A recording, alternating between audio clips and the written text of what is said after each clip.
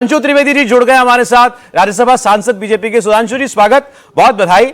इतनी सीटें आएंगी ये तो मुझे नहीं लगता कि प्राइवेटली बीजेपी के नेता भी कहते होंगे, लेकिन बहुत जबरदस्त परफॉर्मेंस 126 पर अभी आपकी पार्टी की टैली दिखाई दे रही है। तो मुख्यमंत्री भी आपकी पार्टी का होगा महाराष्ट्र में? देखिए, यह सत्य है कि बहुत आशानुरूप शानदार प्रदर्शन हमारा रहा है। ये थोड़ा इको कर रहा, ठीक करवा दीजिएगा जी। और बीजेपी ने अपना सर्वकालीन सर्वश्रेष्ठ प्रदर्शन किया है। और जहां तक मुख्यमंत्री की बात है, देखिए सौरभ जी, हमारे यहां हमारी साझेदारी में बहुत समझदारी है। याद करिए, जिस दिन चुनाव की घोषणा हुई थी, पत्रकार वार्ता में पत्रकारों ने देवेंद्र फडणवीस जी से ही पूछा था कि मुख्यमंत्री कौन होगा। उन्होंने मुस्कुराते हुए शिंदे जी की तरफ देखा था और शिंदे जी ने कहा था हमारा काम ही मुख्यमंत्री होगा। अभी शिंदे जी ने ये क्या बोला है कि हम सब बैठ के तय कर लेंगे। बहुत स्पष्ट रूप से प्रक्रिया है। बीजेपी का पार्लियामेंट्री बोर्ड पहले तय करेगा, हमारे पार्टी के विधायक दल का नेता, और उसके बाद तीनों दलों के सामंजस्य के साथ निश्चित रूप से मुख्यमंत्री ही नहीं बनेगा। 26 तारीख को जब ये नई पारी शुरू होगी तो 26/11 का दिन मुंबई के इतिहास में काला दिन है। और आप संयोग देखिए, इसी 26/11 को मुंबई में ये महाराष्ट्र के एक नए इतिहास का सूत्रपात होता दिखेगा। और अब मुझे लगता है इसमें ज्यादा लंबा समय की बात नहीं, 48-72 घंटे की बात रहती है। वो सारी की सारी चीजें आपके सामने आ जाएंगी। महाराष्ट्र चुनाव में सुधांशु जी, राहुल गांधी के नैरेटिव का काउंटर क्या बीजेपी ने ढूंढ लिया है, बटेंगे तो कटेंगे के रूप में? देखिए, यहां पर हम ये कहना चाहेंगे, एक थोड़ा आप लोगों से मैं भाजपा प्रवक्ता से हटकर जो राजनीतिक विश्लेषक है उनके लिए एक बात देना चाहूंगा। बहुत सोच समझ के बोलना चाहिए। भारत की राजनीति में आप जात का मुद्दा उठाकर सबके नेता नहीं बन सकते। बगैर जात के मैं सारी जातियों का नेता हूं, पर जात का मुद्दा उठेगा तो जात की बात होगी तो मेरी जात का नेता मेरी ही जात का होगा। दूसरी जात का व्यक्ति यह दावा नहीं कर सकता कि मैं आपकी जाति का नेता हूं। ये जो अल्ट्रा लेफ्टिस्ट माइंडसेट वालों ने जो राहुल गांधी जी को समझा दिया था, उन्हें समझना चाहिए। और मैं प्रमाण देना चाहता हूं, वीपी सिंह इसी मुगालते में थे ना कि मंडल की जातियां मुझे मसीहा बना के पूजेंगी। कुछ नहीं हुआ, वो किनारे चले गए और बाकी लोग नेता बन गए। आप सोचिए, जब मुलायम सिंह जी मुख्यमंत्री बने पहली बार तो सब जातियां उनके साथ थी। आखिर में वो सिर्फ अपनी जाति के नेता रह गए और वास्तविकता में परिवार के नेता रह गए, वो भी सिर्फ अपने प्रदेश में। लालू प्रसाद यादव जी के साथ सब कुछ था, आखिर में वो सिर्फ अपनी जाति और वास्तविकता में अपने परिवार के नेता रह गए, अपने ही प्रांत में। अरे भाई, कोई दावा नहीं कर पाया कि मैं सारे वर्ग का नेता हूं। किस मुगालते में थे कि मैं सारे वर्ग का नेता हो जाऊंगा? मुझे लगता है कि गंभीरता से विचार करना चाहिए उन्हें सोचने के लिए। और भारत की प्रबुद्ध जनता को अब यह भी समझ में आ गया कि अबू आजमी जी का वो वीडियो देखिए जिसमें मौलाना अजहरी से वो बात कर रहे हैं। तो क्या कह रहे हैं, मैं गुजारिश करने आया हूं कि मेरे इलाके में 1,90,000 मुसलमान हैं, एक भी वोट बटना नहीं चाहिए, सारे मुझे मिलने चाहिए। यानी एक समाज को आप इस सीमा तक जोड़ेंगे, एक से कहेंगे तू फिलिस्तीन और गाजा तक भी जुड़े रहना, और दूसरे से आप ये कहेंगे तुम बटे रहना, उत्तर भारतीय मराठी में बटे रहना, तमिल और हिंदी में बटे रहना, उत्तर और दक्षिण में बटे रहना, अगड़े और पिछड़े में बटे रहना, और सामान्य और दलित में बटे रहना। यानी एक को टुकड़े टुकड़े करके रखना और एक को एक रखना। मुझे लगता है प्रबुद्ध जनता ने इस मायाजाल को समझ लिया है। महाराष्ट्र का चुनाव परिणाम कहीं ना कहीं उस तरफ संकेत दे रहा है। आप हरियाणा के चुनाव में ये नारा लगा था, बटेंगे तो कटेंगे। महाराष्ट्र के चुनाव में हुआ, एक रहोगे तो सेफ रहोगे, प्रधानमंत्री ने नारा लगाया। अभी आप जो बात कह रहे थे, आपके हिसाब से इस जीत का आपकी सबसे बड़ा टेकअवे हिंदू एकता, हिंदुत्व की जीत ही है? देखिए, इस जीत में मैं मानता हूं कि 3-4 प्रमुख कारण। एक, महाराष्ट्र सरकार द्वारा किया गया शानदार कार्य। दूसरा, भारतीय जनता पार्टी का संगठन और सहयोगी दलों के कार्यकर्ताओं के द्वारा की गई अथक मेहनत। तीसरा, प्रधानमंत्री श्री नरेंद्र मोदी जी की अपार लोकप्रियता और उनके प्रति जनता की विश्वसनीयता, यानी इसे मोदी की गारंटी।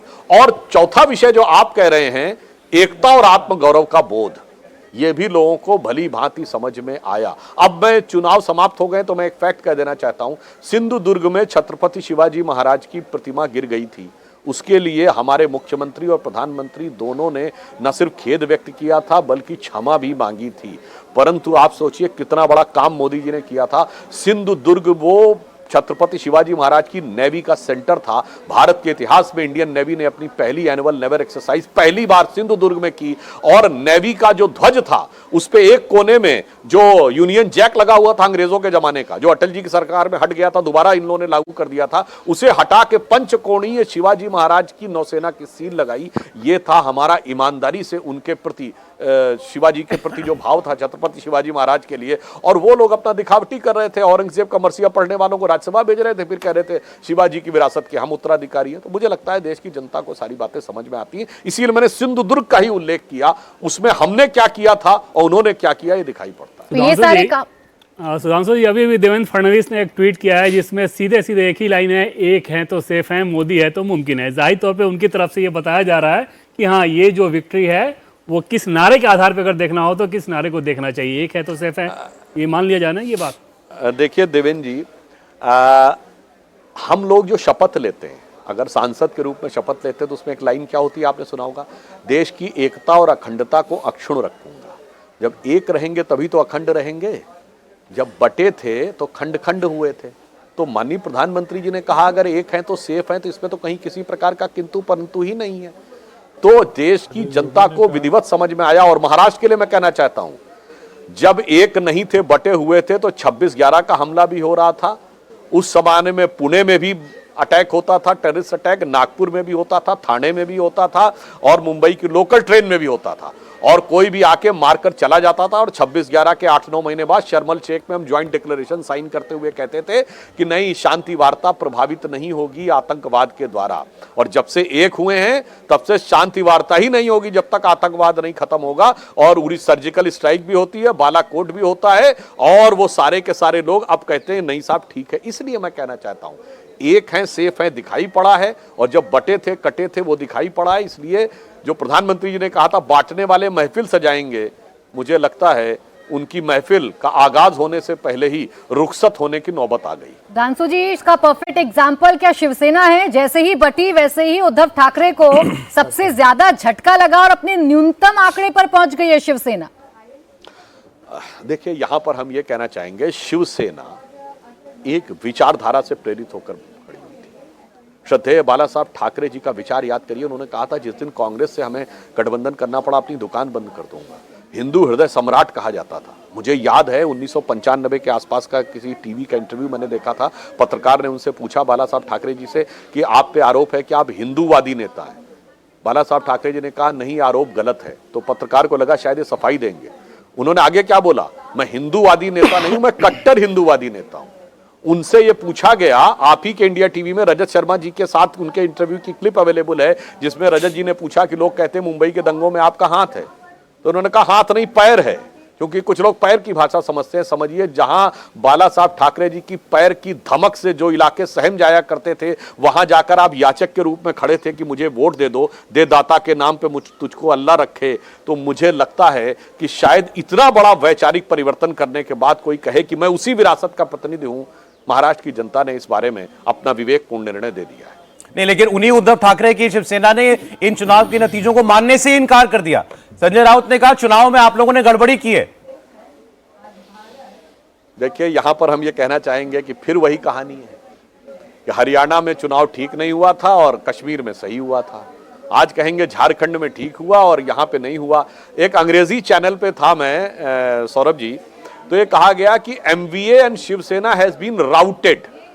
तो कहा गया नहीं, राउट की स्पेलिंग जो है RAUTED होनी चाहिए। तो मुझे लगता है अगर वो बात संजय राउत जी समझ जाए तो क्या समझा जा सकता है शिवसेना हैज बीन राउटेड। इस चुनाव में सुधांशु जी पहली बार आपके साथ ऐसा हुआ होगा कि बोलने के चलते आपके ऊपर केस हो गया। आज के नतीजों के बाद उम्मीद है कि मामला कहीं ठंडे बिस्तर में जाएगा। नहीं, मैं यह बात भी आपसे टीवी चैनल पे कहना चाहता हूं, मेरी पूरी प्रेस कॉन्फ्रेंस को देख ले, मैंने बहुत स्पष्ट रूप से कोई किसी की मानहानि करने या वो एलिगेशन की बात नहीं कही थी। मैंने एक पब्लिक डोमेन में अवेलेबल इशू के ऊपर एक पब्लिक प्लेटफॉर्म से सिर्फ क्वेश्चन पूछे थे। अगर कोई भी ईमानदारी से देख ले तो वह बात बिल्कुल स्पष्ट थी। इसलिए वो खैर जो लीगल प्रोसेस है होता रहेगा। पर मैं ये भी कहना चाहता हूँ, देखिए, इन मुद्दों को बहुत लीगल एंगल से नहीं करना चाहिए, पॉलिटिकल एंगल से करना चाहिए था। हाँ, जो उन्होंने हमारे ऊपर आरोप लगाया था, यानी विनोद तावड़े जी पे, अब आप स्पेसिफिक बात कह रहे हैं कि 5 करोड़, और 5 करोड़ भी आप बोल रहे हैं। हमने तो जो बोला कुछ नहीं बोला, हमने तो कहा कि भाई एक IPS अधिकारी बोल रहा है और वो एक डीलर बोल रहा है, और हमने आपसे सवाल पूछा कि आप बताइए आपका उसका संबंध था कि नहीं, आपका उसके साथ कोई बातचीत हुई है नहीं, और यह आवाज आपकी थी कि नहीं। अब बताइए, ये तो हो गया मान। और एक और बात कह दूं, सुप्रिया जी से पूछा गया जब तो उन्होंने अजीत पवार जी के बारे में, अजीत पवार जी कह रहे हैं मुझे उनकी टोन नजर आ रही है, यानी वो ज्यादा स्पेसिफिक बोल रहे हैं। तो उन्होंने कहा जी वो कुछ भी बोल सकते हैं। तो अजीब बात है साहब, वो कुछ भी बोल सकते हैं। इसलिए मैंने कहा शायद मेरी पूरी प्रेस की क्लिप अगर देख ली होती तो शायद उनको ये विचार नहीं आता। खैर वो विषय अलग है। आज हम ये कहना चाहेंगे कि आज लीगल से ज्यादा पॉलिटिकल और मॉरल इश्यूज के ऊपर बात होनी चाहिए और आइडियोलॉजिकल इश्यूज पे बात होनी चाहिए। लेकिन सुधांशु जी देखिए, अभी संजय राउत ने और एक ट्वीट किया है और वो कह रहे कि हिम्मत है तो बैलेट पेपर पर फिर से चुनाव कराया जाए, और ये जनमत वो मानते ही नहीं है। और उन्होंने कहा कि मैं 3 बार लिख रहा हूँ, त्रिवार मराठी में लिखा है कि नहीं नहीं नहीं, ये जनमत है ही नहीं, बैलेट पेपर पर चुनाव कराया जाए। सर सुधांशु जी वैसे मैं एक बात ऑन द पहले आपको एक लाइटर नोट पे कहता हूं, फिर एक सीरियस नोट पे कहता हूं। लाइटर नोट पे कहता हूं, वो बहुत पुरानी फिल्म थी ना मुगले आजम, जिसमें एक डायलॉग था कि अनारकली कैद कर ली गई और मैं देखता ही रहा। तो वो कहता और तुम कर भी क्या सकते थे। तो आज उनकी स्थिति कमोबेश वैसी हो गई है कि और तुम कर भी क्या सकते थे। और गंभीरता से मैं कहूं तो उनको अपने पार्टनर से कहना चाहिए था कि जब प्रचंड जीत मिली थी कर्नाटक में तो जीत नहीं स्वीकार करनी चाहिए थी कि नहीं दोबारा चुनाव कराइए बैलेट से। जब प्रचंड जीत मिली थी दिल्ली में तो नहीं स्वीकार करनी चाहिए थी। जब प्रचंड जीत मिली थी उनके गठबंधन को पंजाब में, बंगाल में, तेलंगाना में, नहीं स्वीकार करना चाहिए था। ये कोई मजाक की बात नहीं है महोदय कि आप उत्तर से दक्षिण शुरू करेंगे और आप कहेंगे कि जो ईवीएम है वो कश्मीर में अच्छा काम करती है, पंजाब में अच्छा काम करती है, हरियाणा में खराब काम करती है, फिर हिमाचल में अच्छा काम करती है, फिर उत्तराखंड में खराब काम करती है, फिर उत्तर प्रदेश में खराब काम करती है, मगर दिल्ली में अच्छा काम करती है, राजस्थान में 2018 में अच्छा काम करती है, 2023 में गड़बड़ कर जाती है, और फिर वो गुजरात गड़बड़ करती है, महाराष्ट्र गड़बड़ करती है, पर तेलंगाना और बंगाल बहुत अच्छा काम कर जाती है, और फिर वो आसाम में गड़बड़ कर देती है, फिर तमिलनाडु मगर बहुत अच्छा करती, केरल बहुत अच्छा करती है। मतलब पूरे देश को पप्पू समझने का प्रयास नहीं करना चाहिए। अरे सुधांशु जी, लेकिन उस ट्वीट में उन्होंने बैलेट पेपर लिखने में जल्दबाजी में उसको बैले लिख दिया है। बैले तो डांस होता है सर। देखिए इस गंभीर पराजय के आघात से उनकी मना स्थिति क्या हो सकती है वो समझ सकते हैं। उन्होंने होटल की भी बुकिंग करा ली थी। अब हो सकता उसका भी जो कुछ एडवांस होगा, जो भी होगा भगवान जाने क्या परिस्थिति होगी। परंतु मैं गंभीरता से बात करना चाहता हूं। छोड़िए वो बातें। संजय राउत जी को और उद्धव ठाकरे जी को समझना चाहिए। अब शिवसेना के किसी कार्यकर्ता से पूछिए तो वो दिल से कहेगा कि उसका नेचुरल अलायंस बीजेपी के साथ। चलिए आप बीजेपी से अलग हुए, कांग्रेस के साथ अलायंस, सब वो गले के नीचे उतार ही नहीं सकता। नेतृत्व भले ही एक हो जाए किसी कारणवश स्वार्थ में, मगर साहब कार्यकर्ता तो नहीं आ सकता। और आज दिखाई पड़ गया कि कार्यकर्ता और वोटर दोनों इधर की तरफ आ गया जहां नेचुरल अलायंस था। अब उन्हें विचार करना चाहिए हकीकत में, बजाय इसके कि आरोप लगाने के। देखिए अननेचुरल अलायंस तो अजीत पवार और आपका भी है, उनको तो जनता कार्यकर्ता दोनों ने स्वीकार कर लिया। हाँ, यहां पे भी मैं बात बताना, देखिए वहां पे भी एक अंतर है। जो क्षेत्र उनके प्रभाव के थे वो हमारे उतने प्रभाव के क्षेत्र नहीं थे, तो हम एक दूसरे के पूरक थे। जैसे मैं बताना चाहता हूं, ठाणे के क्षेत्र में शिवसेना ने, यानी शिंदे जी के नेतृत्व की शिवसेना ने शानदार प्रदर्शन किया है। पहले भी ठाणे का क्षेत्र हम शिवसेना को ही देते थे जब अविभाजित शिवसेना भी थी, तो हमारे लिए बहुत समस्या नहीं थी मुंबई और ठाणे की सीटें देने में। ये एक प्रकार का अनुपूरक अलायंस था। वहां समस्या थी कि मुंबई में ही कांग्रेस को लड़ना है और मुंबई में ही शिवसेना को लड़ना है, और शिवसेना का आग्रह भी उन सीटों के लिए था जहां पर कि मुस्लिम बाहुल्य ज्यादा थे। तो वहां पे कार्यकर्ता के सामंजस्य में भी प्रॉब्लम थी, नेता के सामंजस्य में भी प्रॉब्लम थी। सुधांशु जी, अगर लोकसभा चुनाव को रेफरेंस पॉइंट बनाए तो महाराष्ट्र से यूपी आपको लेके चलते हैं। तो यूपी में जो लोकसभा चुनाव के नतीजे रहे थे और अभी उपचुनाव के जो नतीजे आए हैं, इसको कैसे रीड करना चाहिए कि सत्ता पक्ष, सत्ताधारी पक्ष का दबदबा था, या वाकई जो नैरेटिव लोकसभा चुनाव में आप लोगों के खिलाफ गया था उसका कोर्स करेक्शन आप लोगों ने कर लिया था इस बार बाई इलेक्शन में?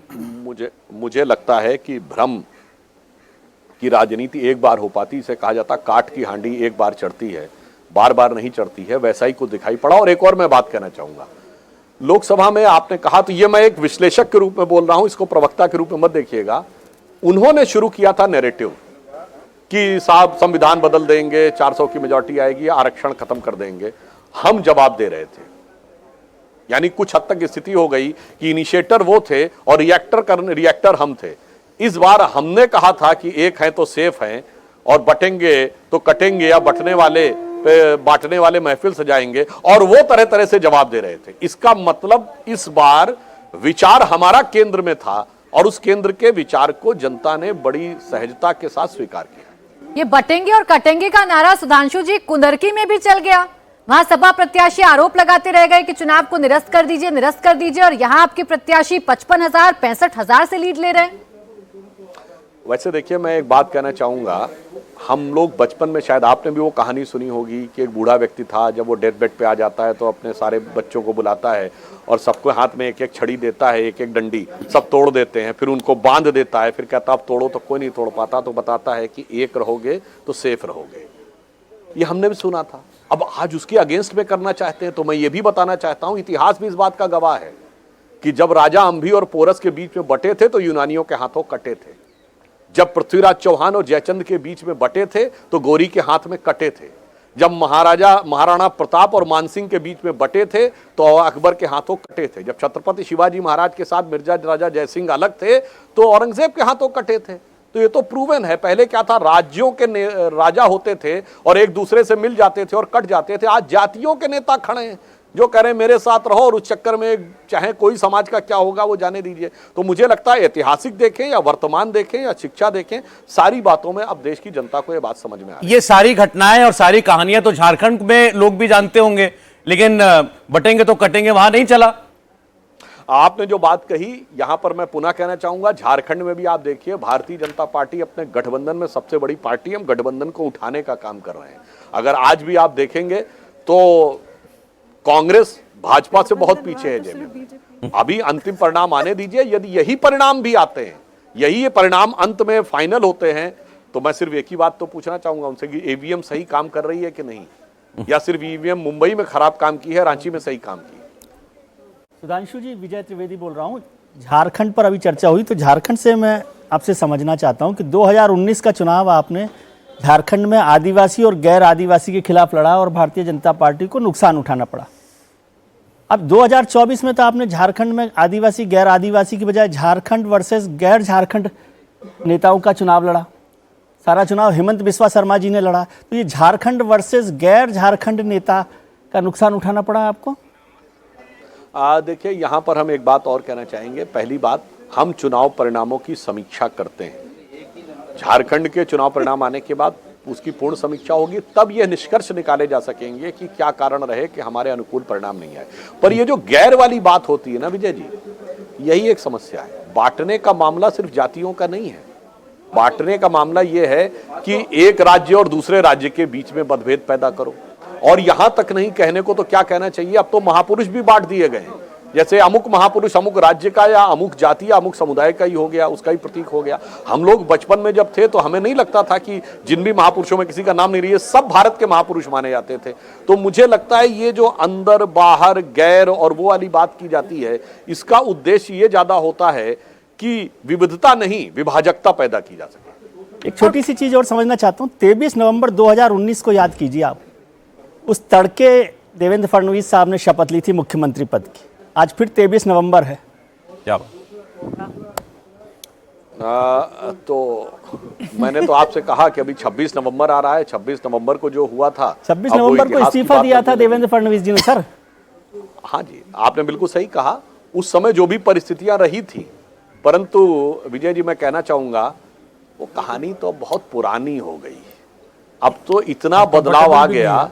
जैसे कभी हम लोग टेस्ट मैचों में नहीं सुनते थे कि शुरू में 3-4 विकेट गिर गए, उसके बाद 200 रन की साझेदारी हो गई, तो कमेंटेटर कहता था वो कहानी बहुत पुरानी होती हुई। तो मुझे लगता है कि जो अपना एक संस्कृत का सुभाषित है, गता सूनश्च अगता सूनश्च नान्यम शोच्यति पंडिता।